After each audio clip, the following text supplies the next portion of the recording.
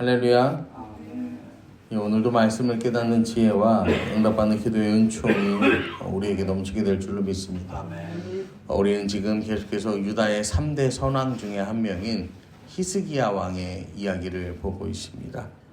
히스기야가 선왕인 이유는 특별한 일을 많이 해서가 아니라 히스기야가 다윗의 길로 걸어갔기 때문이다 라고 말씀드렸습니다. 히스기야가 왕이 되고 가장 첫 번째 한 일이 뭐였어요? 어제 말씀에서 봤는데 열고 수리하고 모으고 먼저 성전 문을 열었어요. 그리고 성전을 보수하고 개혁하고 이 사람들을 모아서 함께 예배합니다. 그리고 그 성전에서 하나님께서 명령하신 절기를 지키는 일을 해요. 오늘 말씀 30장 1절 말씀입니다. 히스기야가 온 이스라엘과 유다의 사람을 보내 또 에브라임과 므낫세의 편지를 보내 예루살렘 여호와의 전에 와서 이스라엘 하나님 여호와를 위하여 유월절을 지키라 하니라. 유월절을 지킵니다. 히스기야는 남유다의 왕인데요. 절기를 지키면서 어디에 편지를 보냈다고 합니까? 온 이스라엘과 에브라임과 므낫세의 편지를 보냈다라고 성경이 말해요. 그러니까 북이스라엘 지역에 사람을 보냈다라는 거예요. 그 다음에 이 북이스라엘 가장 중심이 되는 에브라임과 므낫세에 이 사람을 보냈다라는 거예요. 왜 그랬을까요? 이 열왕기하 18장 9절부터의 말씀을 보시면은 이 히스기야 왕 제4년 곧 이스라엘 왕 엘라의 아들 호세아 제7년에 아수르 왕 살마네셀이 사마리아로 올라와서 에워쌌더라. 3년 후 그 성읍이 함락되니 곧 히스기야 왕 제6년이요 이스라엘 왕 호세아 제9년에 사마리아가 함락되매 아수르 왕이 이스라엘을 사로잡아 아수르에 이르러 고산 강가에 있는 할라와 하볼과 메대 사람 여러 성읍에 두었으니 이는 그들이 하나님 여호와의 말씀을 듣지 아니하고 그 언약과 여호와의 종 모세가 명령한 모든 것을 따르지 아니하였음이더라. 히스기야 왕 제4년에 이 북이스라엘의 수도 사마리아가 포위가 됩니다. 그리고 제6년에 북이스라엘이 망해요. 이때가 BC 721년입니다. 지금 히스기야는 망해버린 북이스라엘 사람들에게 소식을 전하는 거예요. 왜냐면은 이 포로로 끌려간 사람들도 있었지만 남유다가 가진 기본적인 정책은 남유다가 아니라 아수르가 가진 기본적인 정복 정책은 혼합주의입니다. 그래서 이 땅의 원주민들과 다른 곳을 점령하고 나온 그 원주민들을 뭐 하는 거예요? 서로 강제로 이주를 시켜서 서로 섞여서 살도록 만드는 거예요. 그래서 어떤 민족의 정체성, 그다음에 종교, 언어, 문화 이 모든 것들이 다 만드는 거예요? 섞여버리게 만들었던 것이죠. 그래서 이 예루살렘에서 함께 유월절을 지키자고 사람을 보내서 이제 소식을 전하는 거는 그 땅에 남아있는 누구들? 그 땅에 남아있는 이스라엘 사람들이 있잖아요. 아직 남아있는 자들. 그들에게 소식을 전하는 거예요. 함께 우리가 유월절을 지키자라고 소식을 전하는 거예요. 왜냐면은 북이스라엘이라는 나라는요 지금까지 유월절을 지키지 않았습니다. 우리가 성경을 보시면 아시겠지만 여로보암이 백성들이 예루살렘에 가서 자꾸 예배하니까 이 베델과 단에다가요 금송아지를 세워놓고 우리를 애굽에서 인도해낸 신 너희가 섬겨야 할 신이 여기 있다라고 하는 거죠. 그 다음에 또 이 진짜 유월절을 지키는 게 아니라 어떻게 해요? 그냥 비슷한 날짜 이 아무날이나 한 달 뒤에 그 아무날을 정해서 어떻게 합니까? 이 날이 우리가 지켜야 될 절기다 이렇게 하는 거죠. 그래서 북이스라엘의 멸망과 남유다의 멸망의 시간의 간극이 한 135년 정도가 되는데 그 시간의 간극이 단순히 남유다의 어떤 정치적인 능력이나 국력이 강해서 남유다가 그만큼 버틴 게 아니에요. 오히려 10지파와 2지파로 이루어진 남유다가 먼저 망해야 돼요. 10지파로 이루어진 북이스라엘이 먼저 망하잖아요. 그 이유는 그만큼 국력의 차이가 아니라 하나님을 붙잡는 신앙의 사람들이 중간중간에 있었기 때문에. 그래서 그만큼 하나님의 심판의 시간이 지체되었다고 보는 것이 맞아요.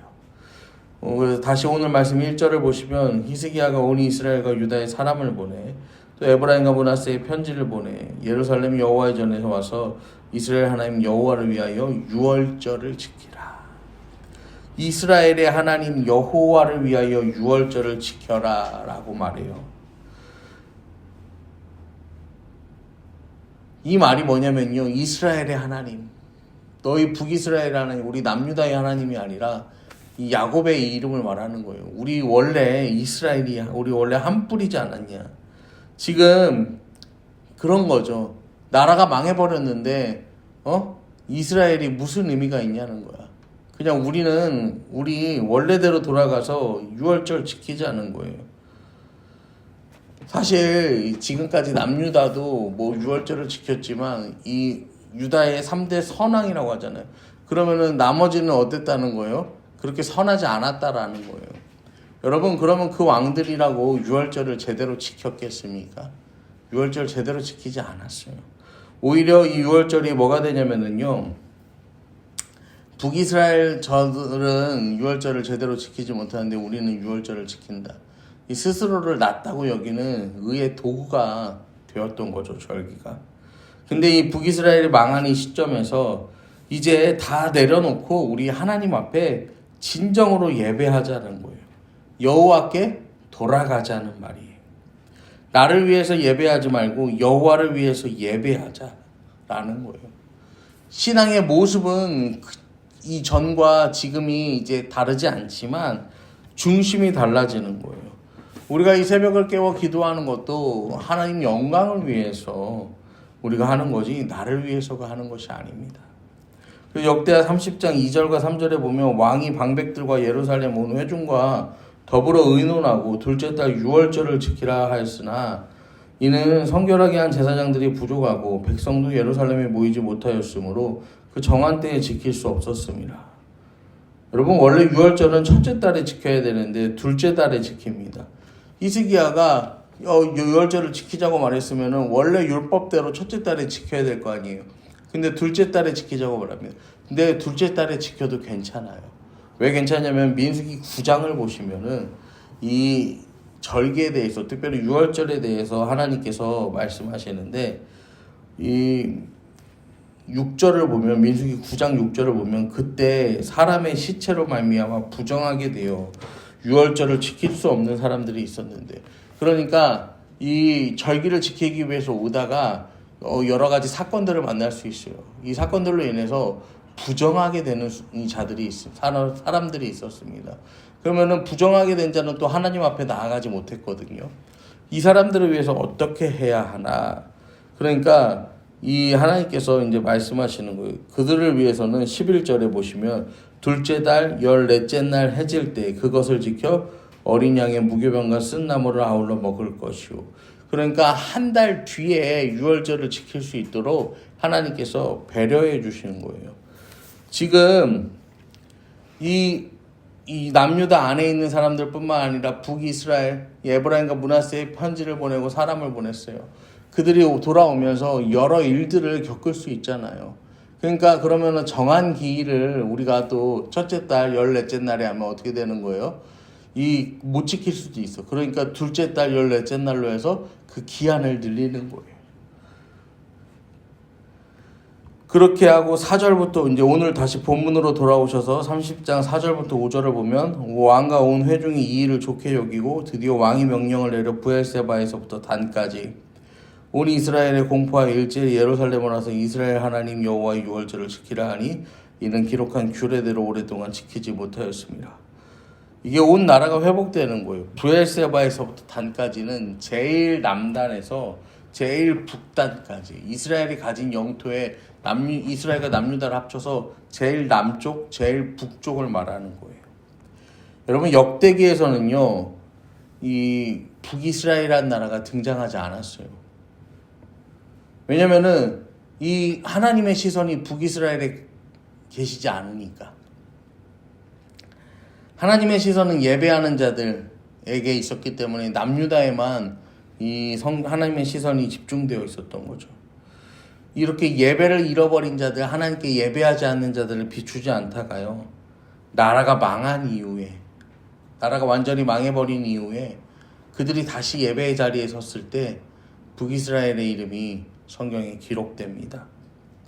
여러분, 우리 하나님은요, 우리가 얼마나 강한지, 우리가 얼마나 잘났는지 이것을 보시는 분이 아닙니다. 하나님은 우리의 중심을 보시는 분이십니다. 여러분, 하나님은 중심을 보신다. 이것이 하나님의 관점입니다. 예배의 자리를 떠나면 우리는요, 하나님 앞에서 아무것도 아닌 인생에 불과합니다. 하지만 내 모습 이대로 예배 나오는 인생을 하나님은 높이 들어보시고 자녀 삼아 주신다라는 사실입니다. 오늘도 우리가 잘 사는 인생을 위해서 기도하는 것이 아니라 하나님을 위하는 삶, 예배가 회복되는 삶을 살기를 함께 기도하기 원합니다. 우리 중심이 하나님께 향하고 예배를 놓치지 않는 인생 되기를 기도하는 저와 여러분 되기를 간절히 축원합니다. 아멘.